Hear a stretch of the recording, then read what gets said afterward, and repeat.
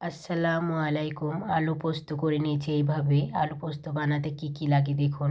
নিয়েছি পোস্ত, কাঁচা পাকা লঙ্কা, এটা পেস্ট করে নেব। আলুগুলো এইভাবে ডুমো ডুমো করে কেটে নিয়েছি। শিলনোড়াটা ভালো করে ধুয়ে পরিষ্কার করে নিয়েছি। এবার আমি দেখুন ভালো করে মিহি করে পোস্তটা বেটে নেব। এভাবে শিলনোড়াতে বেটে নেবেন, খুব ভালো স্বাদ হয়, খেতেও ভালো লাগে। কড়া গরম হয়ে গেছে, দিয়ে দিলাম সরিষার তেল পরিমাণ মতো, কালো জিরে, শুকনো লঙ্কা, তেজপাতা ফোড়ন দিয়ে দিলাম। এবার তেলটা হয়ে গেলে আমি আলুগুলো দিয়ে দিলাম, লবণ হলুদ দিয়ে ভালো করে একটু ভেজে নেব। ভেজে নেওয়ার পরে পোস্ত বাটাটা দিয়ে দিলাম।